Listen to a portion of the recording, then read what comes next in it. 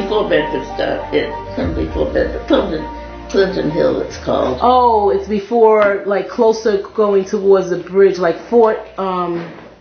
See, I don't know Brooklyn. What is that? Fort Greene. Right. Close to Fort Greene, but they built these houses on Clinton Avenue. Mm-hmm. They're really wealthy. Right. As a matter of fact, there's still a place where the people who are coming to Brooklyn to see what it's like, not to buy, but just to walk through. So one of the main houses where the wealthy people live was Clinton Avenue and Washington Avenue. Wow. And then they had a block in between where they left the horses and carriages and the workers. And the people who were working were living in these houses on Waverly Avenue. Right. And my father came.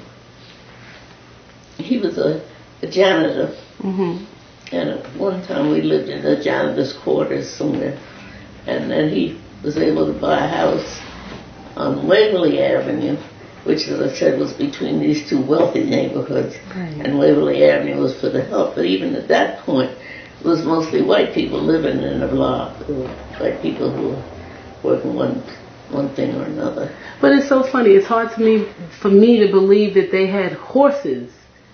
You know, you said that they had the horses and everything. It was originally built for the horse, like a carriage house, right? The carriage house.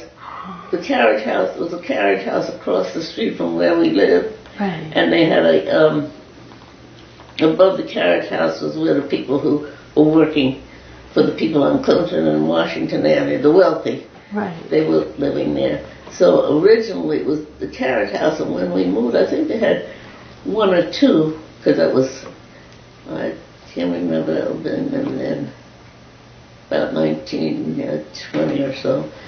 And so when we moved there, by that time they were switching over from horses to automobiles. Yeah, wow. Yeah, wow. So that was what Waverly Avenue. And when we moved, it was a mixed block, black and white.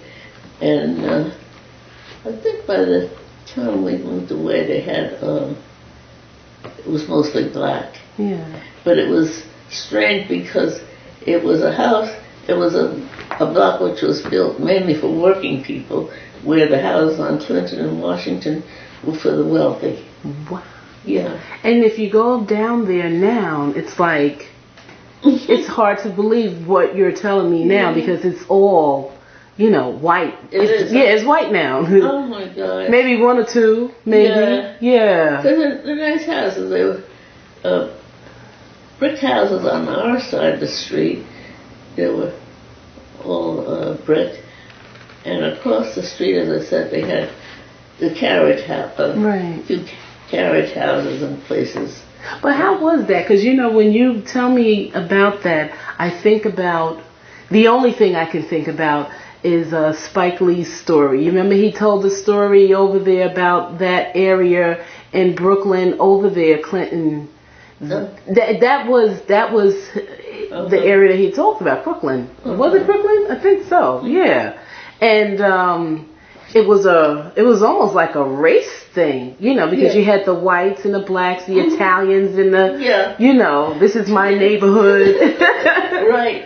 Because when we first moved to Waverly Avenue, there were still a number of people who were working for the people on Clinton and Washington who were white. It was a mixed neighborhood. The neighbor next to us was an older white woman, and I remember the place next to us, there were two men living together, and the houses were not all that big. Our house was 3 stories, but they all had, you know, to pay for the mortgages, people always had the rentals. So you were a young child. How old were you then? When I moved? Yeah, when you were there, when you were living there. My mother moved there so she could have a good school for me. Yeah. And the school was already built, so I must have been about 5 or 6 years old when we first moved there. She had, because I remember moving there because before that I'd lived in the basement apartment my father was the janitor for the house, and we lived in the basement apartment. Wow. And I remember living in the basement apartment, and it was an all white house, and we'd go up to the roof sometimes, but it was, and so when he got enough money working as a janitor to make the down payment on the house, he got Waverly Ave. And I think I once looked it up, and I think it was around $4,000 or $5,000 for the house. Wow. That was a whole. That was a lot back then, right? So he was able to get a house on a janitor's salary? That's what I tell my grandchildren all the time. This man was able to save up enough to make the down payment on a house working as a janitor. Wow. Because they knew how to save That's money. Right. That's so and the bank, I don't remember if the bank had a mortgage, but I remember them. I think it was the person who sold it to us used to come by every month to collect. Oh, so it's probably the mortgage was held by the previous owner, not by the bank. So I think Right. that's the way it worked. But it was, and as I said, my mother, I don't know how she found it, but the school was what drew her to Waverly Ave. In fact, the school was next door, and she could monitor us as we went to the school. And it was PS 11. So that meant it was the 11th school built in Brooklyn. I didn't know that. Yeah, they numbered it according to when they were built. So PS3, which was not too far away on Bedford Avenue, was the third school built. Wow. Yeah. I had no. So I went to the 181st school. I went to PS 181. But you know what's so funny? In Chelsea, they have a PS 11. They do. But I know that's not the first school built. But they have a PS 11 there in Chelsea. Yeah, the school, when we went to the school, it still had the outdoor toilets. Wow. Yeah. So how did that work with the students going, like they would have, how would they, take the bathroom breaks and... They had a bathroom break, and if you had to go, they'd raise your hand. And they let you go by yourself? Yeah. See, when I was not young... that far away. It was just, just outside the And go to the outhouse. Wow. Which was strange. And as I said, we were only 3 or 4 houses away from the school. When they expanded PS 11, they took the house that we originally had lived in. And to build... To expand the school. We'd already moved away from it. Right. And they're doing that a lot now. Yeah. Taking house and property and land, and like Columbia, they just took over Harlem completely. That's right. Yeah. Yep. I've been up there and seen what Columbia is. Like, yeah. So when PS 11, I started in... Yeah, they moved there when I was in kindergarten. So it was just you and your brothers and sisters? I mean, who? How many brothers and sisters do you have? I had two sisters. 2 sisters? So it was you and your 2 sisters? My younger sister was a baby, and my older sister was in Barbados with her grandparents. What were the names?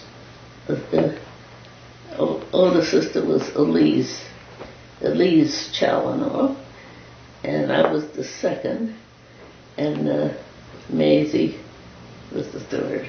Do you know what year they came to the States? Actually, I have it down somewhere, but I don't remember. My mother came here because she had a relative here, and she came, of course, to get work and move on. And my dad came. He came on a ship. I think I've told you this before. Came on a ship from Barbados where he was working on the ship, and he decided to just get off and not get back on the ship. He came here to stay. And stay. So he was an illegal immigrant for many, many years because he didn't have a passport. But and they met in. I had godmother, and I don't know how she happened to come here, but she came early on, and she rented a house which is in Adams Street in Brooklyn. She rented a house and then rented out rooms to pay for the house and so forth. So when you're... So she owned the house, or?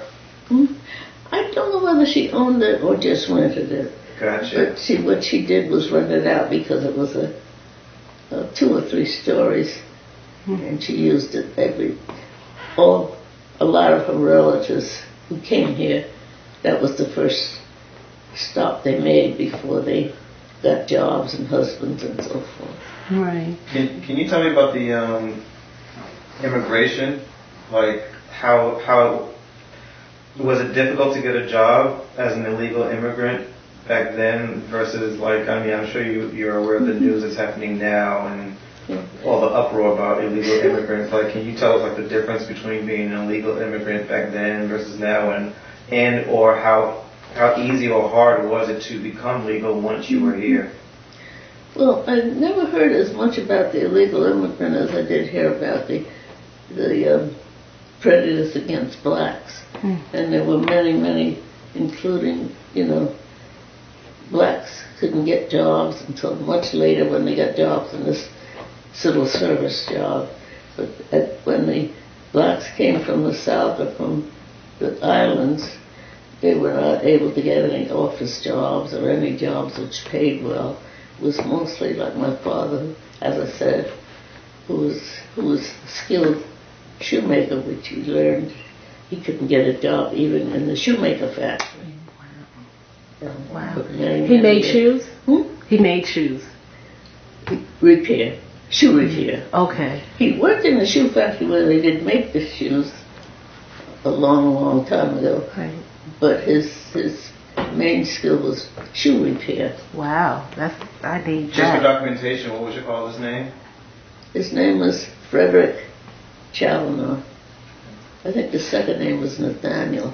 And he was the one that came to the States working on a ship and then just got off the ship without.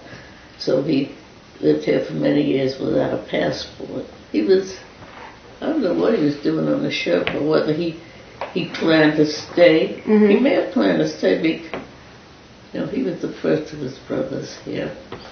And so that's the story they told me. My mother came to Ellis Island. Oh, she did? Yeah. Wow. She came to Ellis Island. By herself or with who? She came by herself. But, so they didn't know each other before they got here. They met here. No, they met here. Ah. What's your mother's name? Just for record. Elisa Dowridge Challoner. Her original name was Dowridge. And she came from Barbados. And she came on a ship. And one of her relatives, Constance, I forget her name, had come first. And, I don't know, in Barbados people had a chance to have a better education than they had here. And the reason was that the British who were ruling the islands set up Barbados for a place for them to... Recreation.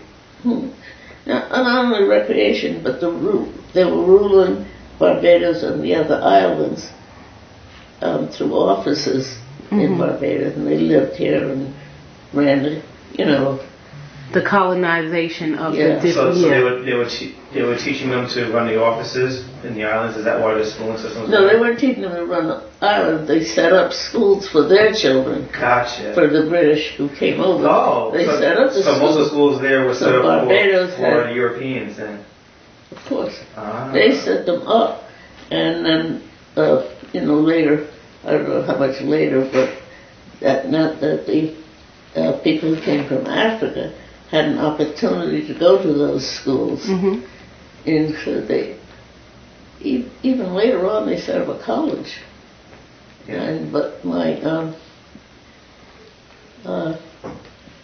my parents, my mother and father, both had fairly good educations. Reading and writing. I have, letters that they wrote and so forth. You could tell that, and even in New York, people used to talk about the people from Barbados having more education than the people from the South.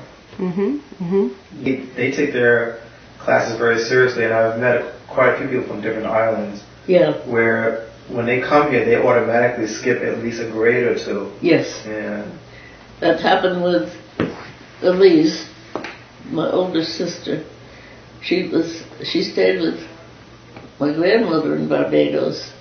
And when she came here, what they did at PS 11 was, most of the black students put them back a couple of grades, and they found out she was way beyond third grade or whatever grade they put her in, and she just moved on up to where she should be because her education was so good. And her education, her elementary school education starting in Barbados was so good that she became one of the first elementary school teachers. Really? Wow. Yeah, she was one of the first people to be licensed in education in the school system. For New York City school system. She went on to become a principal. Also one of the first. Do you remember her at all? Who was this? My sister Elise. Is that Freddie's mother? Yeah. Yes, I do remember her. Yeah. Yeah. So which she was in Manhattan? She was a principal, or Brooklyn? Brooklyn. Okay. In Brooklyn, I don't even know I don't remember what area it was, but she was the first to become an assistant principal and then a principal. And it's sad to say, but it's rare as well because it's predominantly white women that run our school system, but it's 90% black children. But here, in the South, there wasn't that separation, except that separation came because the neighborhoods were separated. So some certain schools like PS3, which was near Bedford, the middle of Bed-Stuy, was one of the first schools to be, integrated completely. So you went to public school as well here? Well, that's what I was saying. My mother, when, my father worked as a janitor and we lived in the downstairs apartment. And when she moved, she bought a house which was next door to the school. So it was easy for you to walk back and forth? Yeah, and so she could monitor. So you did elementary school, junior high school, high school? Yeah, it was PS 11, which I said was half a block from where I lived. And then I went to girls' high school, which was in Bedford-Stuyvesant. And at that time, the area was mostly white too. And elementary school and high school, and then they had City College, which was free. In Harlem, yeah. City College started out in Manhattan, and then they opened up City College in Brooklyn and in Queens. The second one was Brooklyn College, and I went to Brooklyn College before the buildings were there. They were renting space for the Brooklyn College students. Wow, see, I would have never known that. What was your major in college? Science, biology and science. Yeah. What made you pick that major? Why did you pick science? Why did you pick science and why did you pick biology? I took the major because I wanted to become a doctor. Okay. And but when I got out, we didn't have enough money for me. The medical school was too expensive. So I started working in the hospitals, anyway, in the laboratories. Right. Was there a particular type of doctor that you wanted to be? Not that I remember. So you want to be like a general practitioner, which is funny. Funny, not funny, but the reason why for me to ask that now seems common, but back then there were actually a lot more general practitioners. Now, whenever someone goes to school to be a doctor, they go literally for like one body part. Like someone That's right. goes to become a knee doctor, somebody else becomes a wrist doctor, then someone else is, they have very few, what they call eye, nose, and throat doctors, the ones that basically cover your whole body. Everyone is a specialist now, and they actually spend more money to get that, to become that specialist. And I actually think, I'm sorry for rambling on because this is supposed to be about you. I feel like that's what's wrong with the medical society now, because when a doctor looks at something, he has tunnel vision. Mm-hmm. So, if all he does is look at a hip, then he's gonna see something wrong with your hip, and may not even realize that maybe your knee is out of alignment, which is causing a problem with your hip, but he's not looking at that because he wasn't trained for that. They're not trained to look at the whole body. That's right. Yeah, you're absolutely right. The training is mostly in specialty. And partly that's because, I think, because you get more money in that area. Yes, money is a big driver. A lot of people go into medicine for the money more than for the healing, and it makes a difference. Can you tell me what life was like, I guess technology-wise? Like, now we have computers and televisions and, gas stoves or electric stoves and refrigerators. Like when you were young, like what did you have in your household or didn't have in your household that we have now? Well, I remember we had a coal stove. Wow. So you had to put coal and keep it lit? Yeah, we had to get, that's what the basement was for. They had a window into the basement, as you see around here still. And they used to throw the coal through that. And my father would have to light it up. That's what he did in the apartment houses for a living. Now, is that how were the houses kept as far as heating was concerned? Were they heated with coal stoves too? Yeah, they were heated with coal, wood and coal. Wow. And so that's what he, as I said, as a janitor, that's what he did in the apartment houses to make money. Mm-hmm. And our house had, at first it was just, I think, fireplaces too. Were used in some of the houses. So let me ask you, because I'm imagining, so when you wake up in the morning in the winter, unlike now where the heat comes on automatically, at 6 in the morning, whatever it is, to warm it up before you get out of bed, you didn't have it, and someone had to go down and put this wood in. Yeah. So it wasn't freezing in the morning for whoever was the first person who was responsible for turning on the heat, basically. Well, that's exactly what I was saying. That was my father's job, a good part of his life, because he came here with another skill, but he worked as a janitor when we lived in, as I told you, when we lived in the basement of an apartment house. He was a janitor, so he would have to get up at 6 o'clock in the morning and start the fires, because to save money, they turn the stoves off at night. And he did that for a living, a good part of when we were growing up. Although his skill was shoemaking.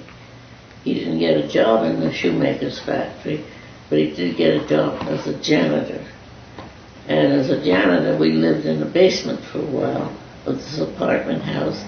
And he would have to get up at 6 o'clock in the morning and start the fires, and then go back at night around 9 o'clock and bank the fires. What about keeping food? You guys, did you have refrigerators? I mean, from what I understand, you didn't have freezers, right? Or we had refrigerators. Mm-hmm. And the refrigerators, the top cabinet had ice in them. Mm-hmm. And the iceman had to come in the mornings and and we'd buy the ice and put it in the refrigerator, and that kept the food. Kept the food cold. Wow. We didn't have, with no freezers, it was just a place where you kept the food cold. Mm-hmm. And for lighting, and forgive my ignorance, was it electric lighting then too? What a joke, huh? Gas lighting? Yeah. I think, the first house when we lived on Adams Street with Aunt Con, I remember that there were, well, she must have had gas lighting. I didn't remember people had to come and turn it. Right downtown. You had to turn each light on. Mm-hmm. Yeah. And when we first moved into Waverly Avenue, I think we also still had gas lighting, and then had electricity put in. You didn't experience like racism like personally, because during that time, like you said, the black people that lived in the neighborhood, they worked for the rich and the wealthy. Did you feel that, like, growing up? Did you? Yeah, I felt it when I was growing up because my father was he was very skilled in shoemaking, and that was the skill that he wanted to follow. Mm-hmm. Janitor's work is just like it is now. It's a job which people can't get because they can't get anything else. And so he couldn't get a job in the shoemaking industry when he came because of this discrimination. My mother was a seamstress, and even the factories didn't employ black women. Really? She could do yes, at that time the factories had only white young women, and she would do what they call take-home work. I think I said, sewing on buttons and doing hems by hand and so forth. And so they would give that to her to take home. They called it take out work. Mm-hmm. And finishing work, right? They call it finishing work or something like that? Yeah, something like that. Right. But see, both of them had skills which would have made them and put them in the middle class, but they weren't able to, because of the discrimination here, work in their fields. Right. And my mother worked as a domestic worker when she first came to this country, and when we were born, she started bringing home work, which was called take-out work from the factories. Did she teach you how to do that? How to sew? Yeah. Mm-hmm. Yeah, she taught us how to sew. So you would help out and do a couple of. No, I don't remember it, but I did learn how to sew from her. Mm-hmm. I don't remember doing any of the factory work. Did your parents ever go back to Barbados? Is part of the question. My next question. And what was it like the first time you went to Barbados? Mm-hmm. My parents, as I said, my father came illegally and for many, many years. And when we got older, Maisie and I got together and got them a ticket, and we were able to get a special. I don't know how we worked it out. My father said couldn't get a passport because he was illegal, but we put together some money and they went back to Barbados together 1 year. But during the time we were growing up, there was no Barbados trips. Right. So how old were you the first time you went? Oh, I can't even remember. A young adult? Or a teenager? Mm-hmm. No, I didn't go as a teenager. My sister Elise, as I said, I don't know why, but they sent her back, and she was with my grandmother until she was about 8 or 9 years old. Mm-hmm. Then she came here. But I never went to Barbados until I was able to. As an adult, right? So what was that like? When you first went? Well, by that time, grandparents were gone. So I never met my grandmother or grandfather. Mm-hmm. It was only when I could afford it that I was able to go.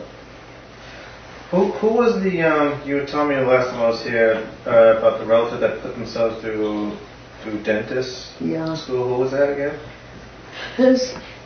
His name was Robert Challoner, and he I think I told you he went to Panama first when they were building the canal, but he left Barbados. He was, I don't know, I guess he was a lot younger than my father, maybe 5 or 6 years, maybe, I don't know.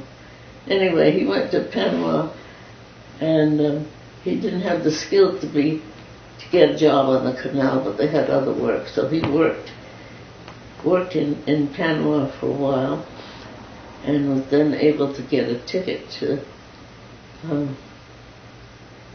he came to New York first, I don't remember, and then he finished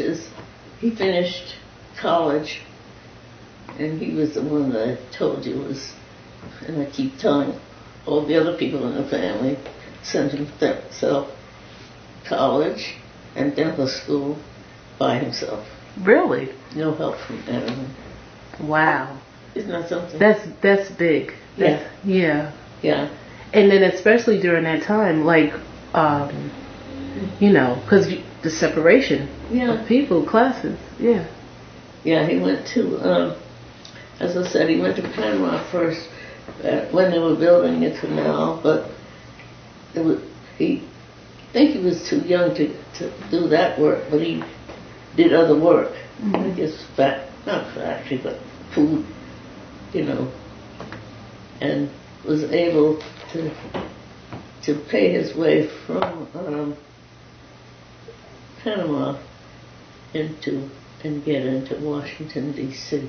I have no idea why he went to Washington. I think at that time,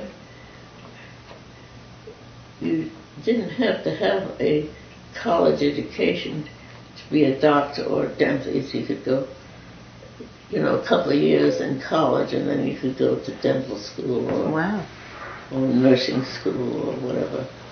And so he put himself through school, through dental school. That's pretty big, yeah. Can you tell us about, I'm going to pretend, about your who you were married to, yeah. Well, let me see, when I was in school, they had all kinds of progressive movements going on, and I had teachers at the colleges who were working in the socialist parties, communist parties, and other organizations who were talking about joining progressive organizations to change things, so the end of segregation and jobs for everybody, etc., etc. And I had a couple of teachers at Brooklyn College who talked about that, so I joined the movement then for, end segregation. Wow. That's because this was around, we're talking civil rights. Yeah. Yeah. Yeah, that was because that was the 60s when they had the March on Washington. Yeah. 1964. This was before, because I was in college in the 20s. So you were doing... You met your husband? Is that how you met your husband? No, wait a minute. 30s. 30s, not 20s. 30s. So you were progressive in doing things, fighting for civil rights, and then, way before we even got to our so-called Civil Rights Act in 1964. That's big. Yeah. Why? What made you want to... I got into it partly because people started talking about, when I see poverty and the kind of things that segregation did, like my father couldn't get a job in the area he was trained in. My mother couldn't get a job, and you know, around me all the blocks had lower class jobs, etc. So I got into the movement when I got into high school and college, where some of the teachers talked about the differences between blacks and whites, and what segregation means. Mm-hmm. Were you afraid? Hmm? Were you afraid during that time to get involved? No. No. What? Mm-mm. No, it wasn't until the McCarthy period that they started, putting people out of work because they were progressive. Mm-hmm. Some of the teachers I had at Brooklyn College were arrested during the McCarthy period. Yeah, yeah. So I knew about what happened to people who expressed their feelings about racism, about poverty and what it comes from. So. Your husband. Yeah. So you met him in school? No. Yeah. Oh. No, I met him because he was in the civil rights movement. Oh. See, after I got out, when I was in college and met these teachers who talked about organizations which were fighting for equality, and started working in those organizations. And there was one organization called the Young Communist League, and I joined that and worked with them for many, many years. Wow. And my husband also came out of school to work for equality, against segregation and racism. He was at City College, and he left City College to work in an organization that was fighting all this. He was from Harlem. His name was Louis Vernon. It was almost forbidden during that time, especially when you say communism. Mm-hmm. You're not just saying black power. Yeah. You're saying power to the people. Right. Yeah. Yeah, that's a whole nother level. It was a whole. That's why some of the leadership in this country that really, really, mad about it and started trying to break up the movements for freedom and socialism. And some of the teachers, a number of the teachers at Brooklyn College who were talking about that, the classes, were fired from their jobs. Wow. Because they were talking about, changes which needed to be made so that there was equality for everybody. Which is true democracy, but yet here it is. You're fighting for your freedom. Yeah. Was that something that attracted you to him, your husband? Yeah, there was a whole movement of young people who joined the socialist movement, and he was one. He left school in order to, work towards socialism and freedom. And I met him in one of the organizations. He was in college. Oh. Mm-hmm, mm-hmm. No, he was not a politician when he started working with the movement. He was at City College. Both City College and Brooklyn College had numbers of professors who talked about socialism and changes in the world to students. Mm-hmm. And he got involved in the movement in Harlem against segregation and job discrimination. He got into that and left school to work, work in some of the progressive organizations. Mm-hmm. And then he was offered a job working in the South in segregation. One of the purposes of the organization in the South was ending segregation. Wow. That was dangerous. Yeah. Yeah. Yeah, because there were many organizations which were against that and worked and working with the Ku Klux Klan against it. Did you see anything like that, or Ku Klux Klan, or do you have any, like, even King during that time? You had Martin Luther King, you had Stokely Carmichael, you had Rat Brown, you had all of those people that were Huey P. You witnessed this. Yeah. Louis worked with many of them, knew many of them from the organization. Personally? Yeah. Wow. Because he said he worked with an organization called the Southern Negro Youth Congress.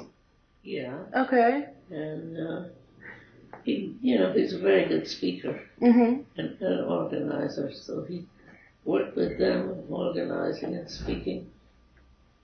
And that was his job, and I was there working and helping. And that must have been awesome, because he decided. He was asked to come down to Birmingham to help organize the Southern Negro Youth Congress. And we got married and went down to Birmingham. Together, and you lived in the South for? Yeah, lived in the South for about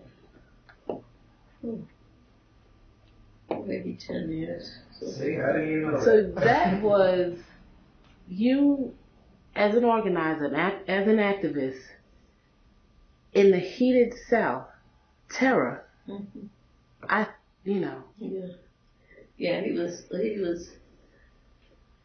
he and Esther Cooper Jackson, who's my friend who's still living, they both were organizing what they call the Southern Negro Youth Congress. It started in New Orleans, and then they moved to Birmingham, and the organization was fighting to end one of the main issues, of course, was to end segregation in the South. Right. Because although there was some evidence of segregation all over the country, the South was the main part where blacks were persecuted. Ku Klux Klan was hung, lynching. Did you see anything like that? No, but we were, when the organizations working against lynching and so forth. Yeah. And when Louis and his friends in the Southern Negro Youth Congress spoke out, they were threatened a lot of times. And one time, Louis and his a friend from Talladega were sitting in a restaurant together. He was white and Louis was black. They arrested them for eating in the same restaurant. Wow. That's the kind of things that happened. Did they yell at you, throw things at you? You know, did you experience the violence that those white Southerners were? Because they were rough. With the Ku Klux Klan. Yeah. And they still have the Ku Klux Klan still active. Yeah. It's still active. How did to you, since you experienced, bits and pieces of racism all your life, whether personally or through watching the news, how does the environment now, in this Trump era, how does it compare to what you've seen? And are you seeing similarities? Are you seeing, does it feel like you're going backwards? How does it appear to you? It looks dangerous because the Klan is now having actual, meetings again. The Ku Klux Klan. I don't think that they're going to move any place in terms of making segregation worse or anything like that. But the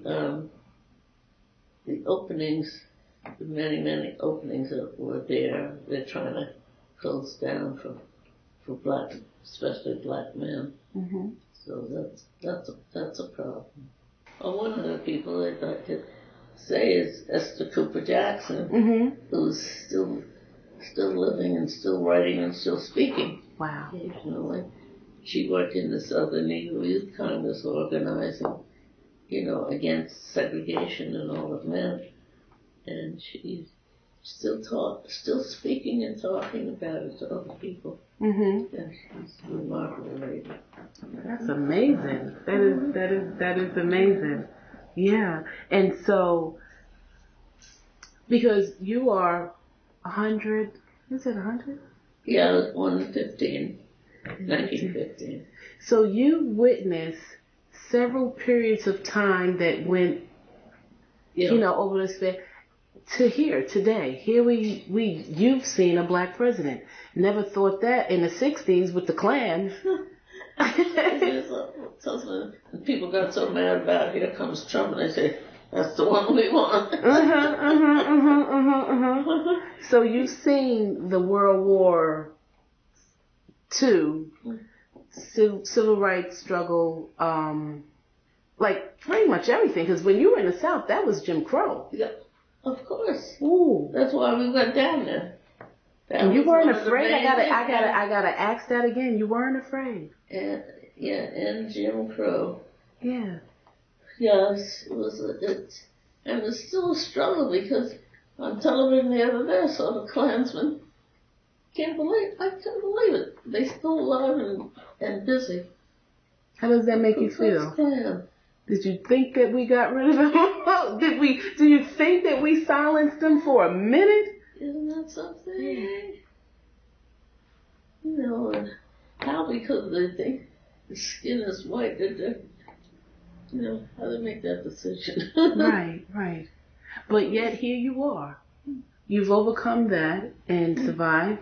You worked in the hospitals where traditionally, their tradition, you weren't allowed to be.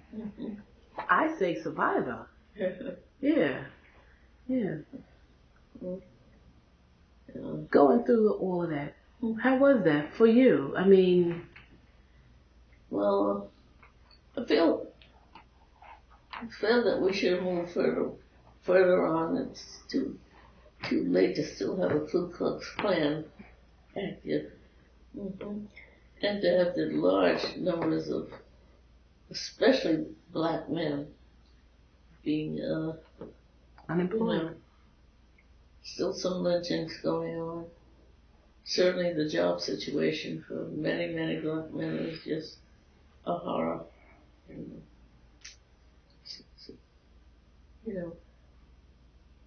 We move so far with mechanics, and not far along with the social conditions in the world. And now it takes, $1 million to be able to buy a house and live. What. So, I'm sure a lot of people have asked you this question. Health-wise, what do you attribute your longevity to? The fact that you've reached, not only have you reached 103, you look amazing for your age, and you also have all your mental, you have your memories. You're able to communicate. You have everything clicking. Like a lot of people would consider you an anomaly. Like what do you attribute all these blessings that you currently have? What do you think? Do you think it's genetics? Do you think it was proper living? What combination? It's partly genetic, because both my mother and father lived into their 90s, and they were both together. He had Alzheimer's, and my mother, she wouldn't put him in an institution. They lived together till the very, very last years of their lives. Beautiful. Yeah, and they were in the late 90s, so it's partly genetics, I think. That's been it. And then when I was teaching in the biological sciences, and I met a lot of young people in the health field who were doing alternative healing and thinking about things to keep, good health without all the medications, because of some of the negative effects of a lot of the medications. They, their advice to people was to, eating and so forth, other ways to keep good health rather than taking the medications which have their problems. Mm-hmm. So I was following their advice and still trying to follow it. The holistic. Yes. Yeah. So throughout your life, you have not taken much medicine, correct? No. Or any? Take 2. No. Mm-hmm. Well, I started teaching in the science department of a school called Empire State College, which is part of the State University of New York. And that school gives credit to people for prior learning, which is equal to college level learning. In other words, we had a number of nurses who graduated from nursing school but didn't have a college degree. Wow. They would come back to Empire State and get credit for all their nursing experience as well, and get enough credit so that they'd only have to do maybe one more semester of school at Empire State to get the bachelor's degree. Wow. So we had a number of people in the health field who were, as well as the nurses, we had people who were doing what you call alternative healing, who had learned about processes of healing different ailments without using the medications, which had all the different side effects. There's a whole group of people who were doing alternative healing. I had a number of students like that who taught me a lot about how to avoid the medications, which lead to other things. And then eating right. Yeah. Yeah. For example, I took I was taking the medication for the high blood pressure. I went to the doctor and the blood pressure was high, so he gave me medication for that. And then suddenly I have problems with the thyroid. And I looked it up, and they're absolutely right. The medication for the, for the heart, that caused the thyroid problems. Wow. Yeah. Thyroid problems would lead to something else. So I said, and then that's what they get you to. Yeah. I'm stopping. Yeah, it's just too much. It's That's exactly what happened to me 2 months ago, or not 2 months ago, 2 years ago. My blood pressure was slightly elevated. And they said, if it keeps going up, we're going to have to put you on high blood pressure medicine. I was like, absolutely not, because that's what happened to my father. He take high blood pressure medicine, then his thyroid went, then he had to take thyroid medicine, and then he had to, at one point he was up to seven pills, all because of one. Yeah. Yeah. So, you have to then, read and talk about other, because there's a lot now you can get online too about alternative healing, and just stop me. And of course, when the medication is different from other countries, Canada, you can get the medicine at a reasonable. Here, it's a money making. It is thing. So the people who are selling it, what do they care about except making money? Do you remember when they increased that EpiPen? It used to be like $60, and then all of a sudden it's $600. Yeah. Overnight. Yeah. Yeah. It's absolutely ridiculous. And, careers like teaching and medicine should not be in the money-making areas. Especially if you want to learn and teach them. And the drug companies, they make fortunes out of selling all the drugs they're selling. And one thing leads to another. And some of my friends, you go in this. One thing leads to another. You're right. There's too much incentive to make sure that you're sick. Money, like you just said, money is an incentive to make sure that you're sick, because they make more money. You had mentioned another country, traveling. Have you traveled? Oh yeah, because when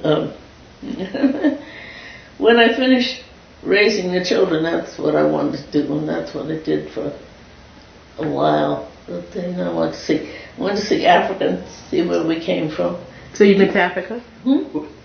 Yeah. What part of Africa? Well, I took a trip with a company, I forget where I got them online or something like that. Mm-hmm. And they took me to see the animals. That main thing was seeing safari. I said, no, that's not what I wanted. So found a black guy. He was in Chicago, and he was leading trips. And I went with him, so it was really great because then we went around and met the leaders in these other countries and talked to people who had, we'd have an interpreter if they weren't English speaking and so forth. It was a completely different situation. So right. I went with that group for many, many years. Wow. And I even met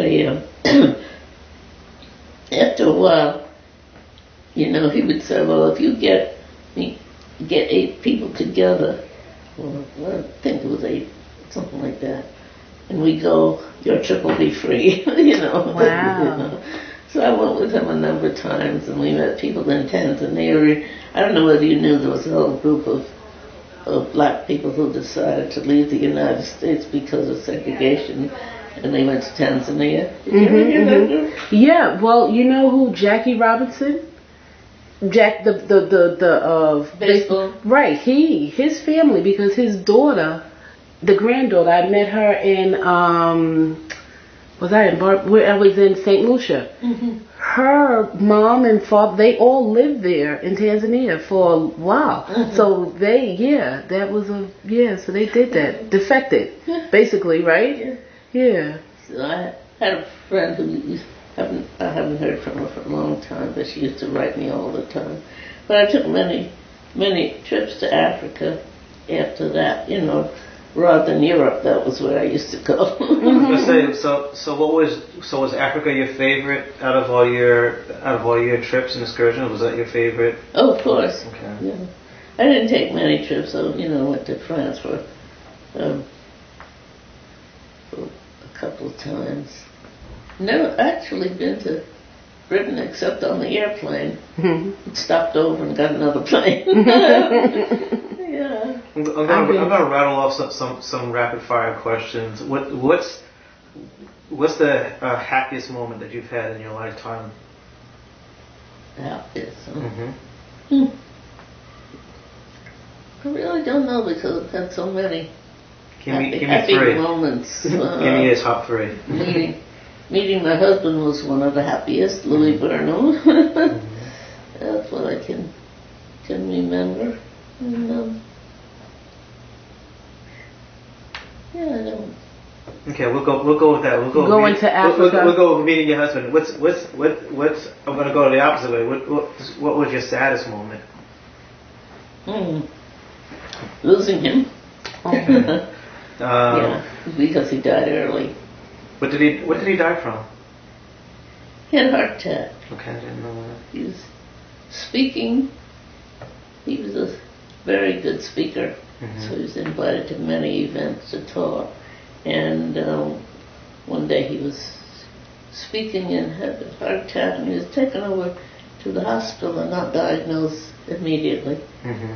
In these days it would have been probably that they would have been able to save him, but they didn't. Yeah, that was the happiest moment. What do you consider your biggest accomplishment? My biggest accomplishment? Mm-hmm. Having 4 smart children. There you go. and for the record, can you just tell us their names? Yes, Claudia is my oldest child, and she's been in the education field for many, many years, devoted to helping our children move on. Mm-hmm. And Margaret, who's in she's in the law profession and teaching, and not only that, working with people who are exposing Southern segregation and lynchings and so forth. So she's very much interested in history. Like you. Yes. Yeah.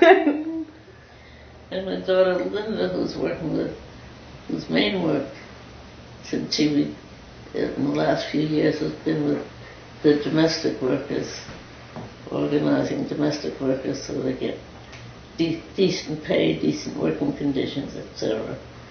Wow. Helping to organize that and talk about them because the numbers are growing. And my son is a jazz musician, and he's made a very, very good living at it. Wow. Yeah, he's Playing all over the world. Right. Wow. I love jazz. He's really good. Yeah, that's great.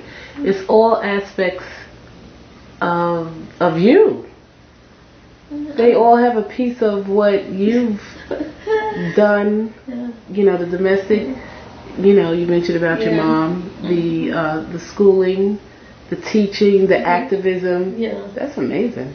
If you could do anything different, would you? Was there anything that you would have done differently in your lifetime? Oh, I can't think of anything right now. That's good. That's very good. You say you lived a life with no regrets. No.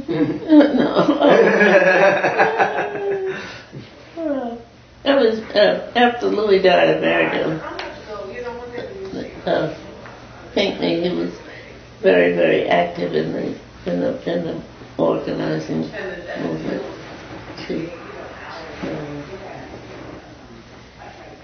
You know, many of my friends, and the only one who's my age now, Esther Cooper Jackson, have all been very, very active in the movement for freedom. Right. How does it make you feel to reach this age and then see people that you've known for 20, 40, 50 years, and then some of them, passing on? And what kind of impact has that had on you? Yeah, I really, really miss my friends, you know, and think about them all the time, the ones that I, were close to. I had my friend Augusta Jackson. Her family, including her mother, lived in Brooklyn, were very active in the freedom movement back in the 20s and 30s, and they got me, involved more or less. Her Augusta Jackson's sister was one of the first people I knew who was she was working to organize in the Communist Party and the Socialist parties, and got me truly interested in knowing that you have to be working with other people to make changes. Right. So, I had some very, very, very good friends who have gone. And Louise Patterson. Do you know the name Louise Patterson? Yeah, Louise Patterson. She and her husband were working in the freedom movements, and she continued to work until her death. Wow. Even she went in a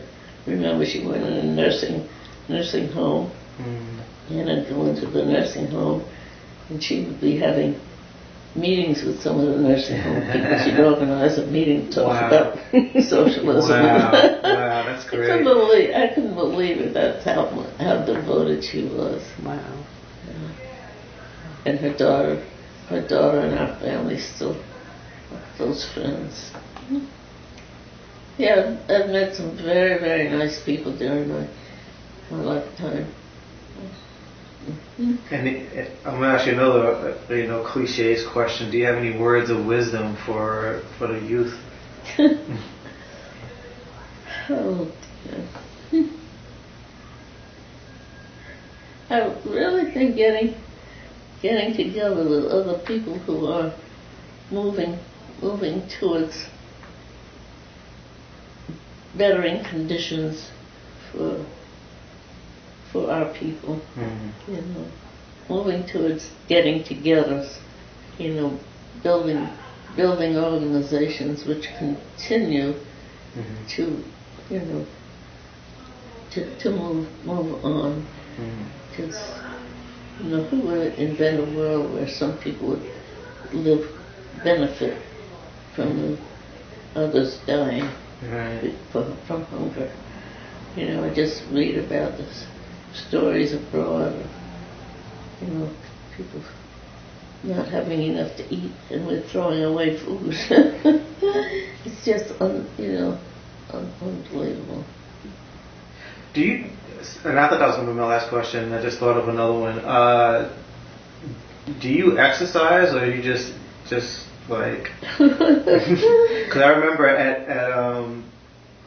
at Charlie's funeral, which was I think 6-7 years ago, and as I was leaving, you were actually telling me to move out the way because I was moving too slow. And you were walking. I had a hip injury, and you were walking fast. You were walking faster than me. You were like telling me to get out the way because I'm walking too slow. So I was wondering. Well, the exercise group down the block here is really good.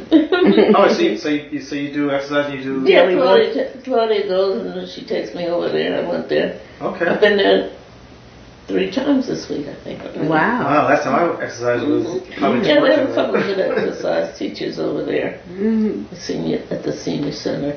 So I try to do it. I'm not good about doing it by myself.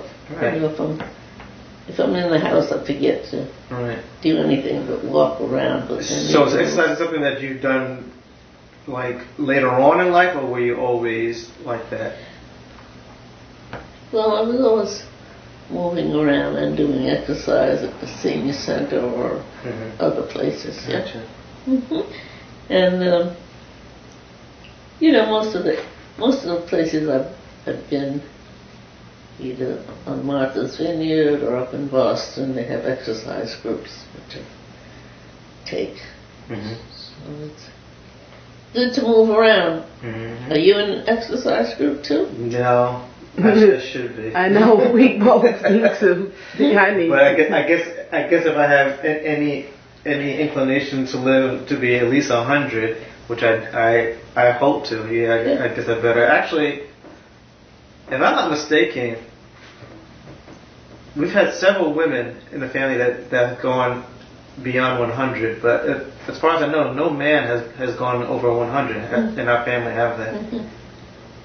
No, who in our family went past the 100? Well, I know in Barbados it was Aunt Letty. She went to 102, I think. And then there was another aunt that lived in Brooklyn. I don't remember her name. She also, I think, went to 102, but I don't know. Was that Marguerite? Yeah, but I don't know of any man that made it past 100. Letty made it past 100. I've forgotten. Yeah, she got to 102, I believe. Yeah. And Marguerite, I think, went past them. I think she went to 102, or I think she went to 102 also, either 102 or 103. So right now you're the queen. You got the record. Yeah. But yeah, no. As far as I know, no man has made it. I think they made it into the 90s, but no, I don't think any of them has made it to 100. No, I don't remember. Yes, I'm hoping to be the first.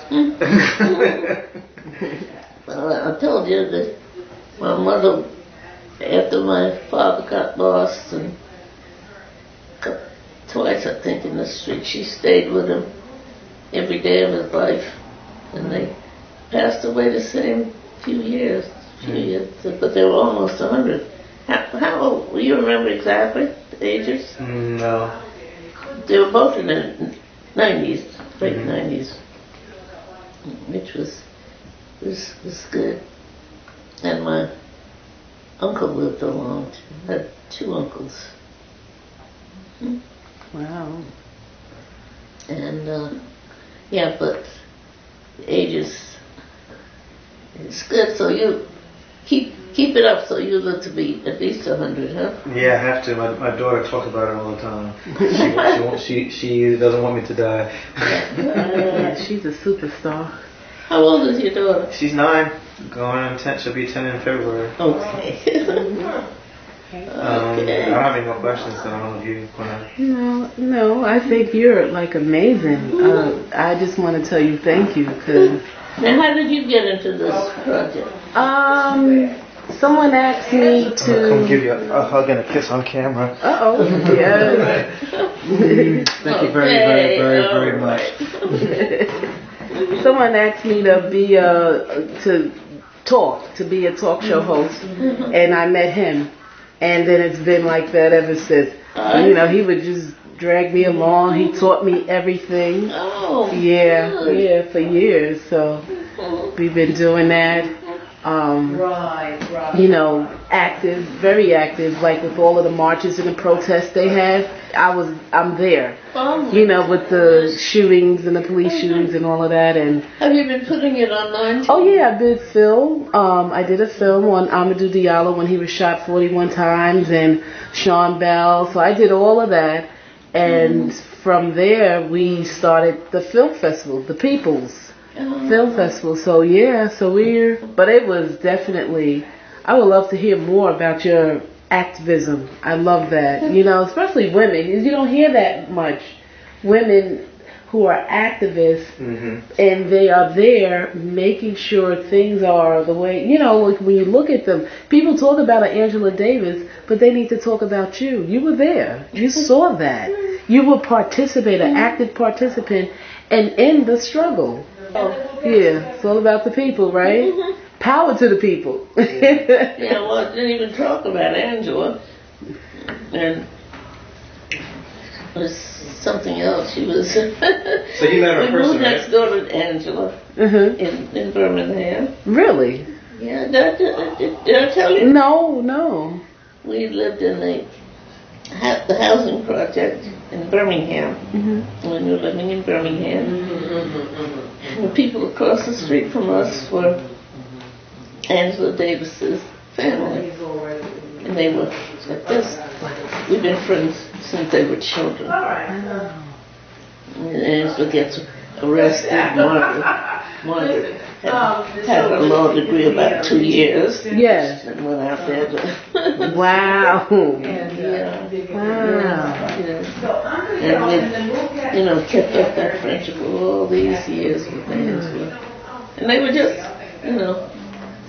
like her house was on the corner here and our house was here. It's so strange how things. And she knew what you were doing and vice versa? Yeah. Wow. Well, the children were the same ages, so they played together too? Same nursery school, etc. That's a beautiful thing. Yeah. Y'all were raising leaders. It was really amazing, because I remember Angela was here when Margaret was here when Angela got arrested. I told you that. Yeah. Wow. Took the plane and went on out and, oh God. Okay, this is the school calling me. Yeah. Well, it's been good, I didn't plan for 4 children. I planned for 2. 2 others came along. At least you planned for 2. Most people don't plan for the first. The first, right? They just come. They don't plan for any. I know. I was working with the women's movement, and when Charles was the 4th, and one of the women said, we don't have time to work in the movement. Just stop the children. I said, all right.